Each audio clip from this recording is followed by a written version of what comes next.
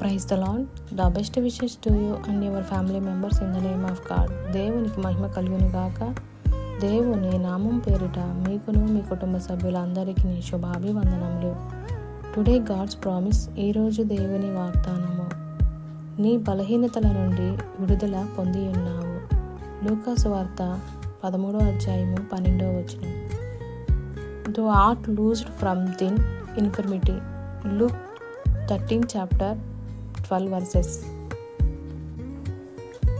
ప్రియమైన సహోదరి సహోదరులారా, ఈ ఉదయకాల సమయంలో దేవుడు మనందరితో ఈ వాగ్దానం ద్వారా మాట్లాడుచున్నాడు. అదేమనగా, నీ బలహీనత నుండి విడుదల పొంది ఉన్నావు. ఇక్కడ మనం ప్రతి విషయంలోనూ బాధ, భయము, ఏదో ఒక విధంగా బలహీన పడుతూ ఉంటాం. శారీరకంగా కావచ్చు, ఆధ్యాత్మికంగా కావచ్చు, మానసికపరమైన బలహీనత కావచ్చు.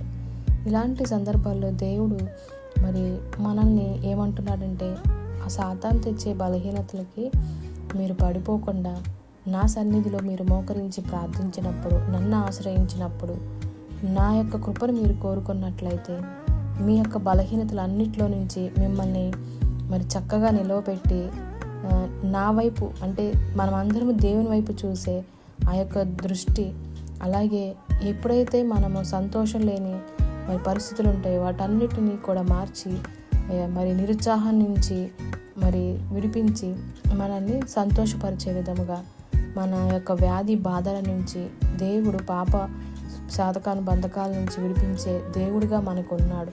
కాబట్టే ఆయన అంటున్నాడు, మన బలహీనతలన్నిటిలో నుంచి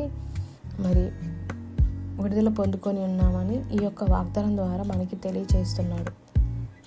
అలాగే మనమందరము కూడా ఇలాంటి బలహీనతలు వచ్చినప్పుడు దేవుని సన్నిధిలో మోకరించి ప్రార్థిస్తూ వాటన్నిటి మీద జయం పొందుకునే వారముగా దేవుని యొక్క కృపను కోరుకుందాం. అలాగ ప్రార్థిద్దాం.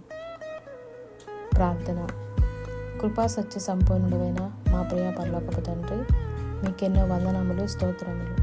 ఈ యొక్క వాగ్దానం ద్వారా ఈరోజు మాతో మాట్లాడినందుకు వందనములు తండ్రి. ఈ వాగ్దానము ప్రతి ఒక్కరి జీవితంలో నెరవేర్చండి. ఎవరైతే శారీరక బలహీనతతోనూ, మానసికపరమైన బలహీనత, ఆత్మ సంబంధమైన బలహీనతతో ఉన్నారు, వారందరినీ కూడా విడిపించి బలము పొందుకొని నీ సన్నిధిలో నీ కరుణను, నీ యొక్క శక్తిని పొందుకొని నిన్ను ఆశ్రయించే వారముగా అట్టి కృపను దయచేయమని, అట్టి ప్రార్థనాత్మను దయచేయమని నజరేయుడైన యేసుక్రీస్తు అతి పరిశుద్ధ నామమున అడిగి వేడుకొని ప్రార్థించుకొని పొందుకొని ఉన్నాము తండ్రి. ఆమేన్.